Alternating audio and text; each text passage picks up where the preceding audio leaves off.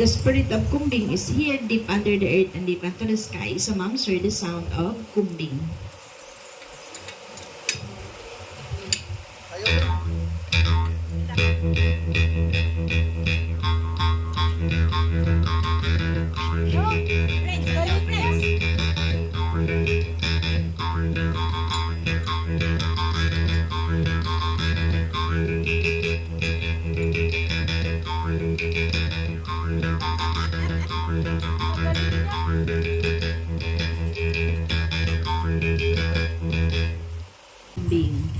So the last of our musical instrument is called panonggong, or a wooden drum made from the skin of the deer, played to sacrifice wedding ceremonies, festivals, and rituals.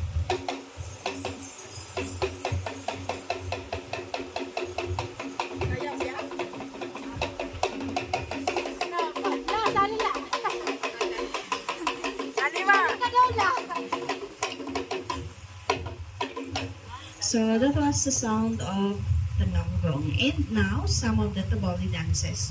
So the first dance is called Madal Taho, or a true dance. A dance imitated from Kanaban, the sister of Tabali legendary hero named Tabulog the Madal Taho.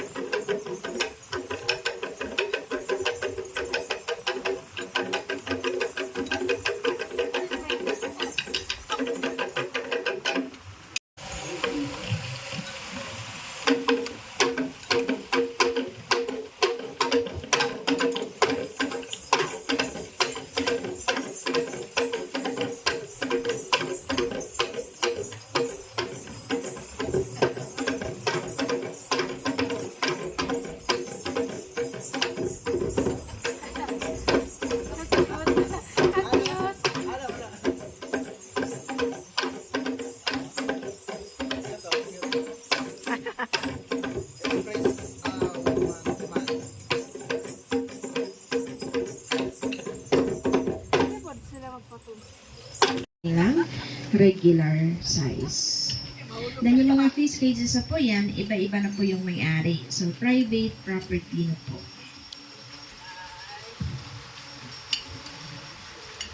Pero dito po sa lake, mayroong iba't ibang uri po ng mga isda. Tulad ng hito, urami, flower horn, karpa at marami pa pong iba.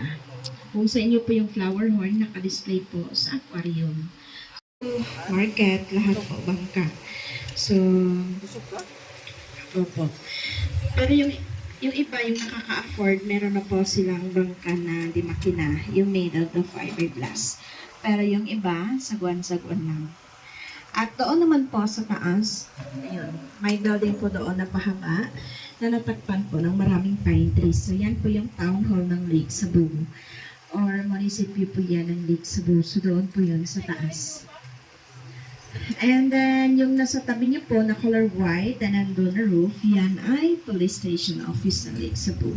So, yung dalawang building na yan is overlooking po yan sa lake. Amazing. Then, dito po, malakas po yung signal ng Globe at saka Smart. Meron po kaming dalawang cell site. Doon din po yun sa taas. Globe and then Smart. So, mahina po dito yung sun. Kasi po, yung Lake Cebu, laging umuulan.